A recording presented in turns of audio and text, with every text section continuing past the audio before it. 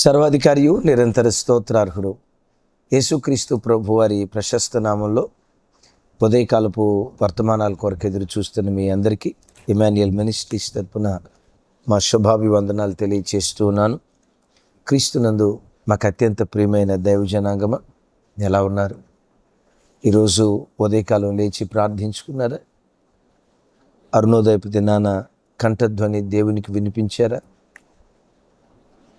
ఆకాశ పక్షులు తమ కంఠధ్వని దేవునికి వినిపించుకునిపే ప్రతి అరుణోదయపు దినం మన కంఠధ్వని దేవునికి వినిపించే ఆ దివ్యమైన కృప దయగల దేవుడు మనందరికి అనుగ్రహించునుగాక. ఒకవేళ ఇంకా ప్రార్థన చేసుకోకపోతే, వాక్యం చదవకపోతే, ఈ వర్తమానం విన్న తర్వాత అయినా కొద్దిసేపు అయినా దేవుని సన్నిధిలో గడపండి. దేవుని సన్నిధిలో గడపకుండా గడప దాటి బయటికి వెళ్ళొద్దని మీ కుటుంబ సభ్యునిగా, దేవుని ప్రతినిధిగా మిమ్మల్ని హెచ్చరిస్తూ ఉన్నాను. మంచిది. ఈరోజు మానికొండ అనే ప్రాంతానికి వస్తూ ఉన్నాను. అలాగే రేపు ఉయ్యూరు ప్రాంతానికి వస్తూ ఉన్నాను. 27, 28, 29 తారీఖుల్లో మంగళగిరిలో జరగబోతున్న మీటింగ్స్ కొరకు ప్రార్థన చేయండి. గొప్ప ఉజ్జీవజ్వాల పరిశుద్ధాత్మ దేవుడు రేకెత్తించినట్లుగా మీ అందరి ప్రార్థనల్లో జ్ఞాపకం చేసుకోమని తెలియచేస్తూ, మంచిది. ఈ దినం పరిశుద్ధాత్మ దేవుడు ఓ ప్రత్యేకమైన వర్తమానం మీతో పంచుకోమని గడిచిన కొన్ని దినాల నుంచి నా హృదయాన్ని పురికొల్పుతూ ఉన్నారు. ఈ మాటలు వినటానికి సిద్ధపడుతున్న చెల్లి, తమ్ముడు, ప్రియ అక్క, ప్రియ అన్న, నీకోసమే దేవుడి మాటలు వినిపిస్తున్నారని ప్రతి మాట హృదయ గదిలో దాచుకుందాం. దేవుడు నాతో మాట్లాడబోతున్న మాటలు ఏంటన్నా అంటారా? రండి ధ్యానించుదాం.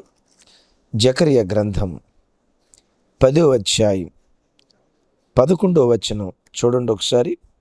యెహోవా దుఃఖ సముద్రమును దాటి సముద్ర తరంగములను అణిచివేయును. విన్నారా? యెహోవా దుఃఖ సముద్రమును దాటి సముద్ర తరంగములను అణిచివేయును.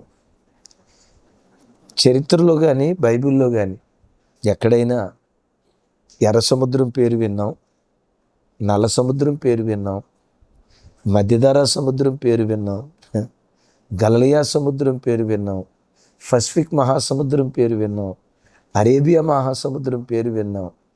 ఎక్కడైనా దుఃఖ సముద్రం అనే పేరు విన్నారా? ఇక్కడ దేవుడు అంటాడు, దుఃఖ సముద్రాన్ని దాటింప చేస్తా, దాని సముద్ర తరంగాలను అణిచివేస్తా. అయ్యో, దుఃఖ సముద్రం ఎక్కడుంది? ప్రపంచ పటంలో ఎక్కడ ఎతికినా దుఃఖ సముద్రం ప్రపంచ పటంలో ఎక్కడ మనం చూడలేమే. మిమ్మల్ని అడుగుతున్నా, దుఃఖ సముద్రం ప్రపంచ పటంలో ఎక్కడైనా చూసారా? అట్టి సముద్రం గలదన్న వార్త ఎక్కడైనా విన్నారా? లేదే. మరి దుఃఖ సముద్రాన్ని దాటింపు చేస్తా, దాని తరంగాలను నేను అణిచివేస్తా అని అంటాడు. ఎక్కడుంది ఈ దుఃఖ సముద్రం? ఏ దేశంలో ఉంది? ఈ దుఃఖ సముద్రం ఎక్కడుందో తెలుసా? గుండె గదిలో గూడు కట్టుకుంది. కొన్నిసార్లు పెళ్ళుబుకేటట్లుగా ఏడుస్తూ, నా గుండె చెరువైపోయిందయ్యా, ఈ బాధ తట్టుకోలేకపోతున్నానయ్యా, ఈ దుఃఖాన్ని తాళలేకపోతున్నానయ్యా, నా గుండె చెరువైపోయిందయ్యా అని అంటారే. నిజమే. ఈ దుఃఖ సముద్రం ఒక్కొక్క వ్యక్తి గుండెల్లో గూడు కట్టుకొని ఉంది. బాధ పంచుకోవటానికి ఎవరైనా దొరికితే బాగుండు.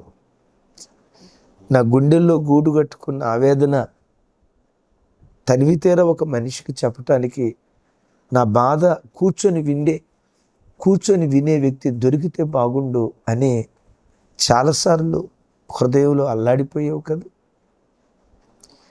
కుటుంబంలో, వ్యక్తిగత జీవితంలో అనుభవిస్తున్న సమస్యలు, అర్థం చేసుకోలేని భర్త, కనీసం ఏదైనా బాధ చెప్పుకుందాం కూర్చోండి అనే లోపు ఆయనకి సోది స్టార్ట్ చేసావా? ఇంటికి వస్తే చాలు నస ఏడ్పు కొట్టుతానివే. ఎప్పుడు ఆ ఏడ్పు ముఖమైన ఇంట్లో అని కొన్నిసార్లు అర్థం చేసుకొని భర్త, అర్థం చేసుకోలేని కుటుంబాలు దుఃఖంతో గడిచిన కొన్ని దినాల నుంచి తల్లడిల్లిపోతున్న ఓ తల్లి, తల్లడిల్లిపోతున్న ఓ తండ్రి, ఏ దుఃఖ సముద్రం నీ గుండెల్లో గూడు కట్టుకొని ఉంది? విశ్వసించు, దుఃఖపడకు. నీ దుఃఖ సముద్రాన్ని దేవుడు దాటింప చేస్తాడు. ఆనంద సాగర తీరాలలోకి తప్పకుండా నీ దేవుడు నిన్ను తోడుకొని వెళ్తాడు. నీ గుండెల్లో ఉబుకుతున్న ఆ ఉప్పెన, ఆ కెరటాలు ఉవ్వెత్తున లేచుతూ ఉన్న సముద్ర తరంగాలను అణిచే దేవుడు, నీవు ఆరాధించే దేవుడు. ఎందుకు దుఃఖపడుతున్నావురా తల్లి? తమ్ముడా, ఎందుకు దుఃఖపడుతున్నావు? పిచ్చోడు ఏడ్చినట్టుగా ఎందుకు ఏడుస్తున్నావు?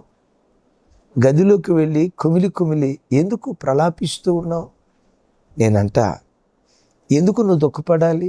దేవుడు నీకు లేడా? నువ్వు దేవుడు లేని ప్రజవా? నువ్వు నిర్దేవుడిని ఆరాధించేవాడివా? కాదే క్రైస్తవుడా, నువ్వు దేవుడి కలిగిన ప్రజవి. అయినా నేనంట, దుఃఖపడి ఏం చేయగలవు? జానుడు మూరుడేమైనా చేయగలవా? మూరుడు బారడేమైనా చేయగలవా? దుఃఖం ఎంత ప్రమాదమో చెప్తా. గుండెల్లో దుఃఖాన్ని పెట్టుకొని కుమిలి కుమిలి ఒక వ్యక్తి రోధిస్తే దుఃఖం ఎంత భయంకరమైందో యోబు గ్రంథం చూడండి, 17వ అధ్యాయం.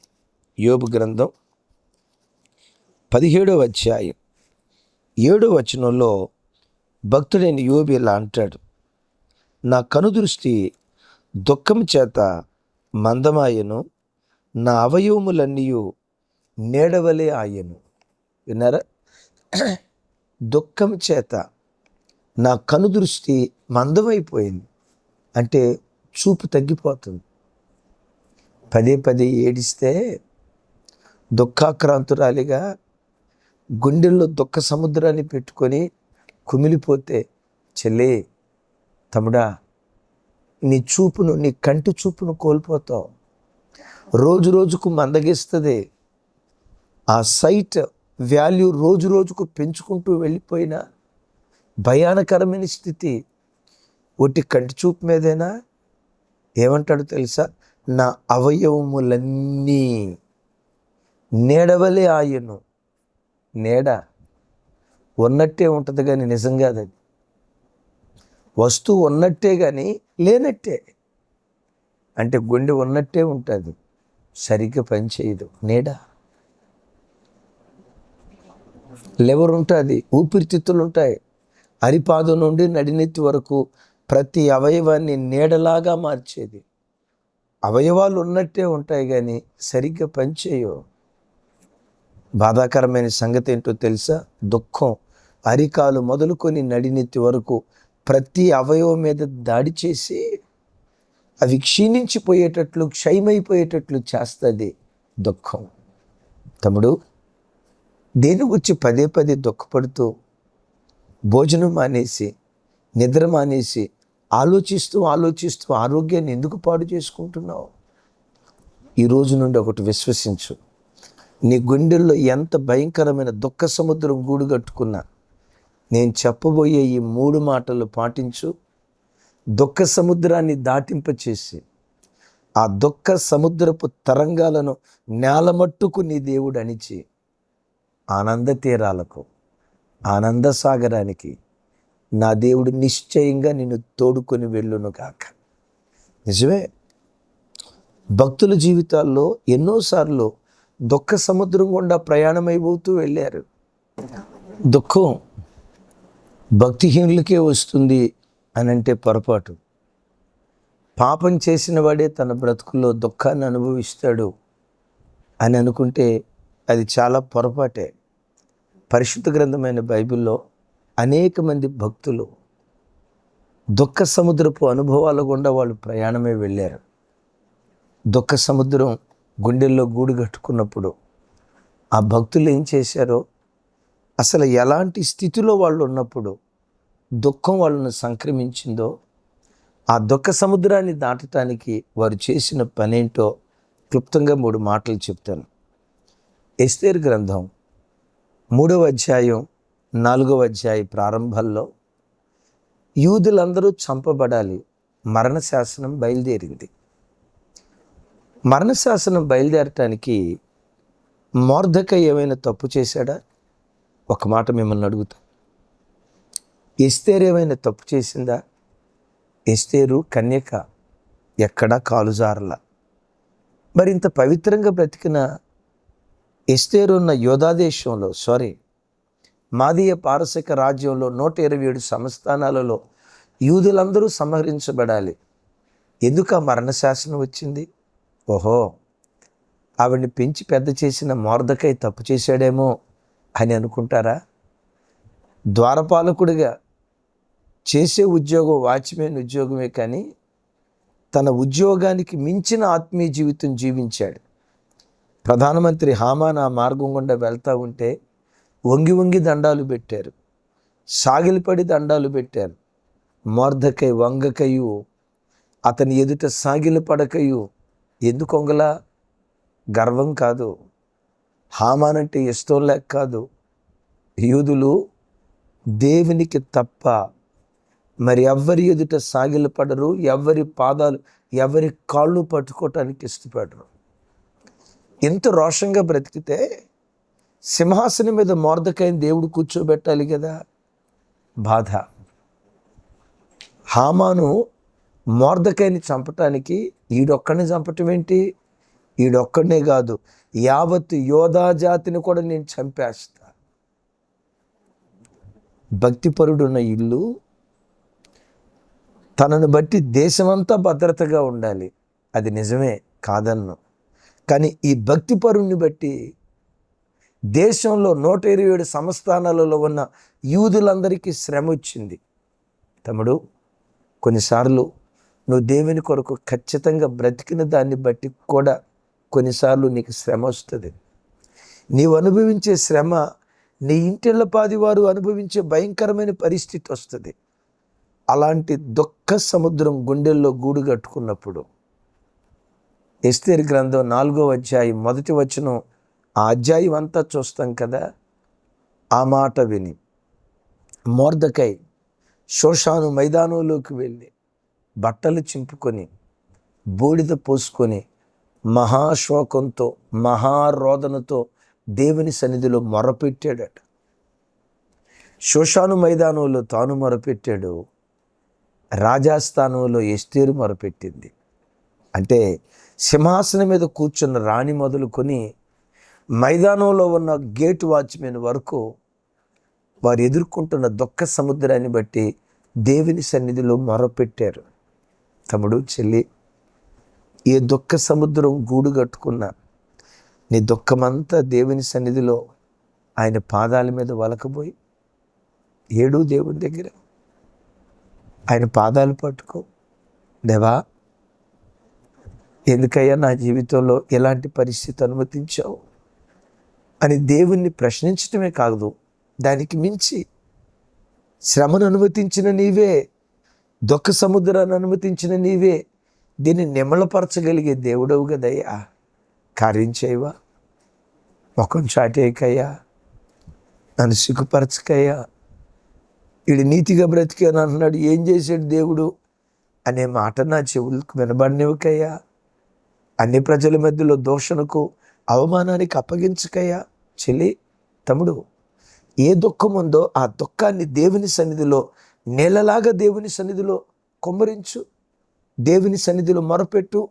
మొరపెడుతూ ఉండగా నీవు ఆరాధించే దేవుడు దుఃఖ సముద్రాన్ని దాటింపచేసి దాని తరంగాలన్నిటినీ అణిచి దుఃఖానికి ప్రతిగా దేవుడు నిశ్చయంగా నీకు సంతోషం ఇవ్వబోతున్నాడు. ఈ మాట చెప్పమనే గత కొన్ని రోజుల నుంచి నా హృదయాన్ని పురికొల్పుతున్నాడు. తమ్ముడు, నిశ్చయంగా నీ దుఃఖ సముద్రాన్ని దేవుడు అణుస్తాడు, విశ్వసించు. అయితే నువ్వు చేయాల్సిన పని ఎస్తేర్, మొర్దెకై ఎలా దేవుని దగ్గర మొరపెట్టారో అలా మొరపెట్టడం ప్రారంభించు. ఏం జరిగింది? అలా మొరపెట్టడాన్ని బట్టి చూడు. 8వ అధ్యాయం, ఎస్తేర్ గ్రంథం 8వ అధ్యాయం. ఒకసారి అందరూ మీ బైబిల్ తెరిచి గమనించండి. 8వ అధ్యాయం. ఎస్, 8వ అధ్యాయం 14వ వచనం నుంచి కొన్ని విలువైన మాటలు అక్కడ రాసి ఉంటాయి. చూడండి, అక్కడ ఎస్తేరు గ్రంథం 8వ అధ్యాయం 16వ వచనం నేను చదువుతాను. 15వ వచనం నుంచి. అప్పుడు మొర్దెకై ఓదావర్ణపు తెలుపు వర్ణము గల రాజవస్త్రములను, బంగారపు పెద్ద కిరీటమును, అవిసనారతో చేయబడిన ధూమ్రవర్ణము గల వస్త్రములను ధరించుకుని వాడై రాజు సముఖము నుండి బయలుదేరాను. అందు నిమిత్తము శోషాన పట్టణము ఆనందించి సంతోషముందెను. 16వ వచనం. మరియు యూదులకు క్షేమమును ఆనందమును సంతుష్టియు కలిగెను. రాజు చేసిన తీర్మానమును అతని చట్టమును వచ్చిన ప్రతి సంస్థానమందును ప్రతి పట్టణమందును యూదులకు ఆనందమును సంతోషమును కలిగెను. అది శుభదినమని విందు చేసుకొండ్రి.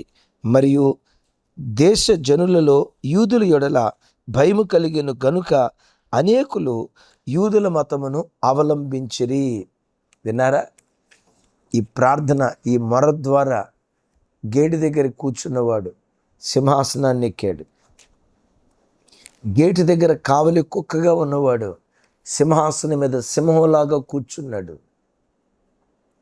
యూదులకు సంతుష్టి, ఆనందము కలిగిందట. వాళ్ళ ఆనందాన్ని, ఆశీర్వాదాన్ని చూసి అనేక మంది అన్యులు యోధా మతాన్ని అవలంబించడం ప్రారంభించారట. తమ్ముడు, చెల్లి, మరపెడుతూ వెళ్ళు. ఒకరోజు వస్తుంది, ఏ ప్రజల మధ్యలో పెంట కుప్పల్లో కూర్చున్నావో, ఏ ప్రజల మధ్యలో దీనస్థితిలో అల్లాడిపోతూ వచ్చావో, అదే ప్రజల కళ్ళ ఎదుట పెంట కుప్పల మీద నుండి లేవనెత్తి సింహాసనం మీద నిన్ను, నీ కుటుంబాన్ని, నీ పిల్లలను కూర్చోబెడతాడు. ఏ గుండెల నిండా ఒకప్పుడు దుఃఖం ఉండేదో హృదయానందంతో కేకలు వేసే దినాలు దేవుడు నీ బ్రతుకులు అనుగ్రహిస్తాడు. ఎక్కడ నా కర్మ, ఎక్కడ నా కర్మ, నా కర్మ కర్మ కర్మని ఎక్కడ మాట్లాడేవో, నేను దౌర్భాగ్యుణ్ణి, నా బ్రతుకు దౌర్భాగ్య బ్రతుకు అని ఎక్కడన్నావో, అదే స్థానంలో ఆహా, నా దేవుడు నా బ్రతుకుని ఎంత ధన్యకరం చేశాడో కదా, నీ నోటితో పలికే దినాలు ఇస్తాడు. దేవుడు నీకు ఇచ్చిన వైభవాన్ని చూసి అనేక మంది అన్య ప్రజలు నీ దేవుని పట్ల విశ్వాసం కలిగి బ్రతికేటట్లుగా దేవుడు తన హస్తాన్ని చాపునుగాక. నంబర్ 1, దుఃఖ సముద్రం దాటించినట్లుగా మొరపెట్టు. 2వది, కనిపెట్టు. విన్నారా? 3వది, విడిచిపెట్టు. కనిపెట్టు. భక్తుడైన దావీదు గారి జీవితం చాలా అందమైన జీవితం. ఏమంటా సమూయేలు ప్రవక్త వచ్చి దావీదుని అభిషేకించాడో నాట నుండి దావీదు బ్రతుకులో కష్టాలు ప్రారంభమయ్యాయి. ఎంత విచిత్రమో చూడండి. అందమైన బాల్యం, అందమైన జీవితం. ఏమంటా సమూయేలు ప్రవక్త వచ్చి నువ్వు రాజు అవుతావు అని అభిషేకించాడో, అభిషేకించబడిన నాట నుండే, వాగ్దానం విడుదలైన నాట నుండే దావీదు బ్రతుకులో శ్రమలు ప్రారంభమయ్యాయి. ఎంత శ్రమలు! తను ఎంత శ్రమల మార్గం గుండా వెళ్ళాడో ఓ కీర్తన చదివితే మనకు అర్థమవుతుంది.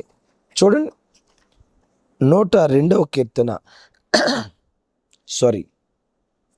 4వ వచనం నుంచి 5వ వచనం వరకు, అలాగే 10వ వచనం నేను చదువుతాను. 102వ కీర్తన ఎలాంటి స్థితిలో రాసిన కీర్తన అంటే అంటాడు, దుఃఖము చేత ప్రాణము సుక్కినవాడు యెహోవా సన్నిధిలో పెట్టిన మొర. విన్నారా? దుఃఖము చేత. విన్నారు ఈ మాట? దుఃఖము చేత ప్రాణము సొక్కినవాడు.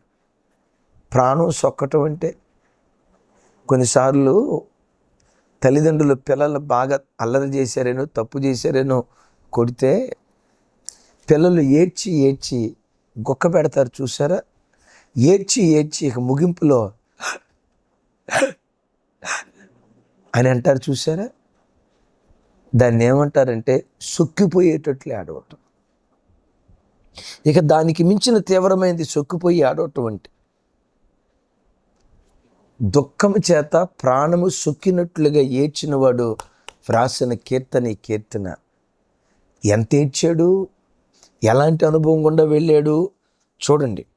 ఎండ దెబ్బకు వాడిన గడ్డి వలె నా హృదయము వాడిపోయి ఉన్నది. భోజనము చేయుటయే నేను మరిచిపోయి ఉన్నాను. నా మూలుగుల శబ్దము వలన నా దేహమును నా ఎముకలు నా దేహమును అంటుకొని పోయినవి.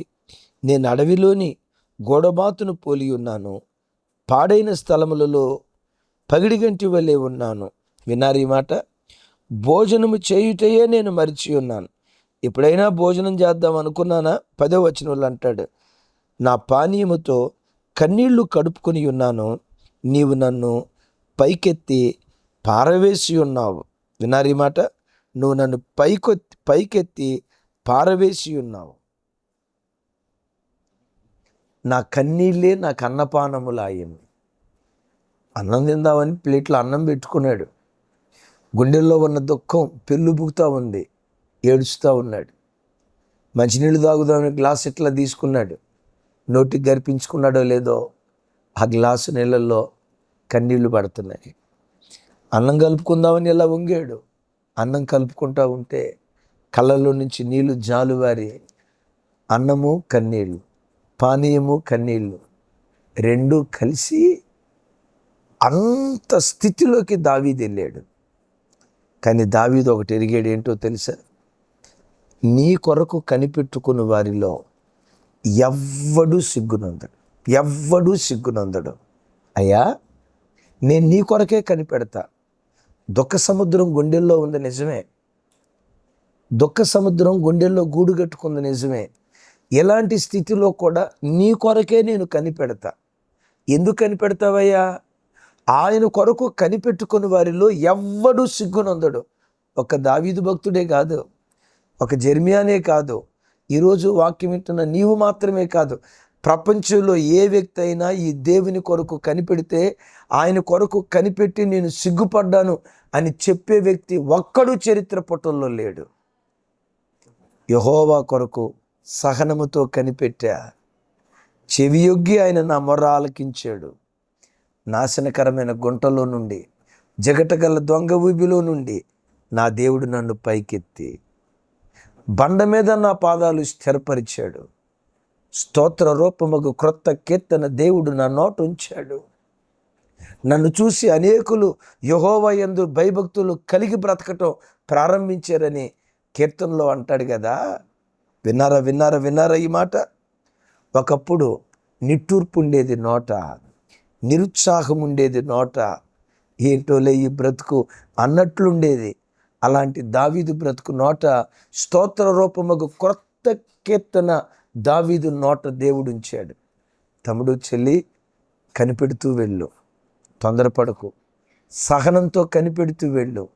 దావీదును లేవనెత్తి దావీదు బ్రతుకుని ఎలా నిలవబెట్టాడో, దావీదు దేవుడే నీ దేవుడు, దావీదు ఆరాధించే దేవుడే నీ దేవుడు.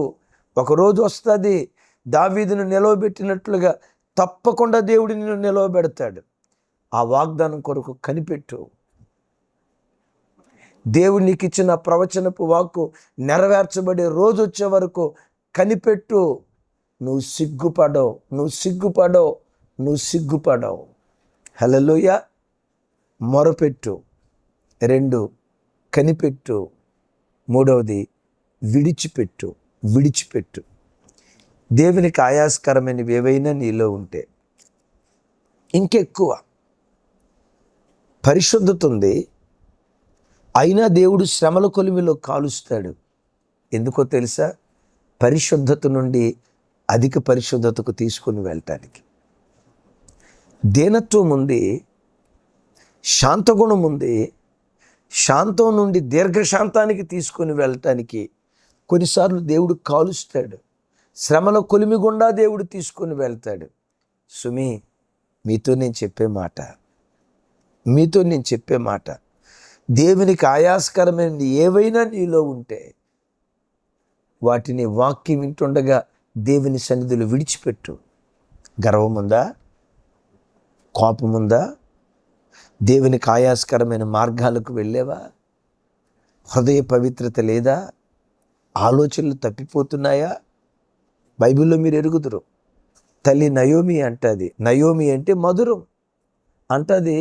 నన్ను మధురం అనకండి, నా బ్రతుకు మారా. దుఃఖ సముద్రం గుండెల్లో గూడు కట్టుకొని ఉంది. యెహోవా నాకు దుఃఖాన్ని కలుగు చేశాడు అంటది. దేవుడేం దుఃఖం కలుగు చేయలా, కాకపోతే ఆ సందర్భంలో తాను తీసుకున్న తప్పుడు నిర్ణయం తనకు దుఃఖాన్ని కలుగు చేసింది. మోయాబు దేశానికి వెళ్ళింది. దేవునిని విడిచి, అద్భుతం, తన తప్పు నిమిత్తమై పశ్చాత్తాపడి మోయాబును విడిచి బెత్లెహేముకు వచ్చింది. ఏం జరిగింది? నయోమి కుటుంబాన్ని దేవుడు ఎంత ధన్యం చేశాడు.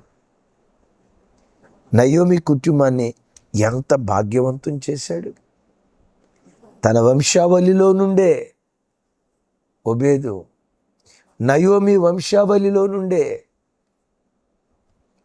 యెషయి, ఆ వంశావళిలో నుండే దావీదు, అదే వంశావళిలో నుండే లోకరక్షకుడైన యేసు క్రీస్తు వారు ఉద్భవించినట్లుగా లేఖనాల్లో మనం చూస్తూ ఉన్నాం కదా. ఇప్పుడు నయోమి బ్రతుకుని అడుగుదాం. నయోమి, నీ బ్రతుకు మారాగా ఉందా, మాధుర్యంగా ఉందా? మోయాబుని విడిచిపెట్టానయ్యా. మారాలాంటి బ్రతుకును మాధుర్యంగా దేవుడు మార్చాడు. దుఃఖ సముద్రాన్ని దాటింపచేసి నా వంశావళిలో నుండి ప్రపంచానికి సంతోషాన్ని పంచే ఆనంద సాగరం లాంటి యేసుక్రీస్తును నా ఇంటిలో నుంచి దేవుడు ఉద్భవింపచేశాడు. నా చేతులెత్తి దీవిస్తున్నా. నీ ఇంటిలో నుండి కూడా, నీ గ్రామానికి, నువ్వు బ్రతుకుతున్న పట్టణానికి సంతోషాన్ని పంచే ఆనంద సాగరం లాంటి యేసుక్రీస్తు లాంటి రక్షకులను నీ ఇంటిలో నుండి, నీ గర్భంలో నుండి దేవుడు పుట్టించునుగాక. ఏ దుఃఖ సముద్రం గుండెల్లో గూడు కట్టుకొని ఉంది?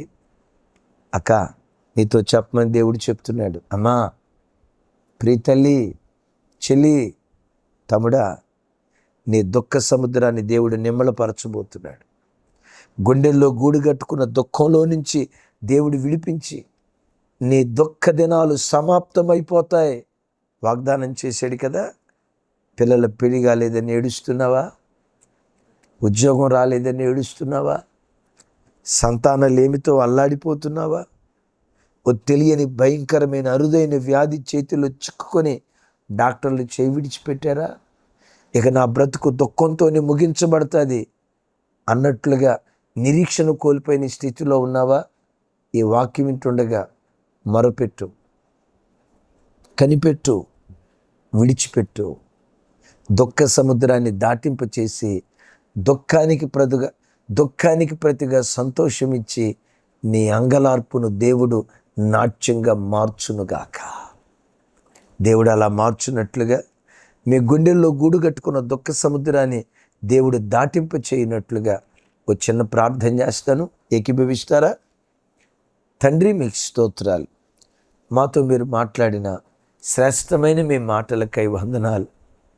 ఏ తల్లి గుండెల్లో ఏ దుఃఖం గూడు కట్టుకొని ఉందో, ఈ మాటలు వింటున్న ఏ తండ్రి హృదయంలో ఏ మానసిక వేదన, మరణకరమైన వేదనతో అల్లాడిపోతున్నారో, దుఃఖ సముద్రాన్ని దాటింప చేసేవాడా, సముద్ర తరంగాలు సద్దనిగేటట్లుగా చేసేవాడా, ఆనంద సాగరానికి తోడుకొని వెళ్ళేవాడా, యేసు నామం పేరిట ఈ ప్రార్థనలో ఏకీభవిస్తున్న ప్రతి బిడ్డ దుఃఖాన్ని కొట్టివేసి దుఃఖానికి ప్రతిగా సంతోషం ఇచ్చి ఆనంద తీరాలకు బిడ్డలను తోడుకొని వెళ్ళి ఏడ్చిన చోటే నవ్వేటట్లుగా, కృంగిన చోటే, కూలిపోయిన చోటే సింహాసనం మీద మీరు కూర్చోబెట్టి బిడ్డల ఆశీర్వాదాన్ని చూసి, బిడ్డలకి మీరు ఇచ్చిన దీవెన చూసి అనేకులు మీ పట్ల విశ్వాసం కలిగి బ్రతుకున్నట్లుగా ఒక్కొక్క కుటుంబ స్థితిగతులు యేసు నామం పేరిట చక్కదిద్దుదురుగాక. చేతులెత్తి దీవిస్తూ, చేతులెత్తి ఆశీర్వదిస్తూ యేసు నామం పేరిట ప్రార్థించి స్తుతించి పొంది ఉన్నాం తండ్రి. తండ్రి అయిన దేవుని ప్రేమ, కుమారుడైన యేసుక్రీస్తు వారి దివ్యకృప, పరిశుద్ధాత్మ దేవుని సహవాసం మనకు సకల పరిశుద్ధులకు సదా తోడై ఉండి నడిపించునుగాక. ఆమేన్, ఆమేన్. Thank you. కృపా సమాధానాలు మనందరికీ తోడై ఉండునుగాక.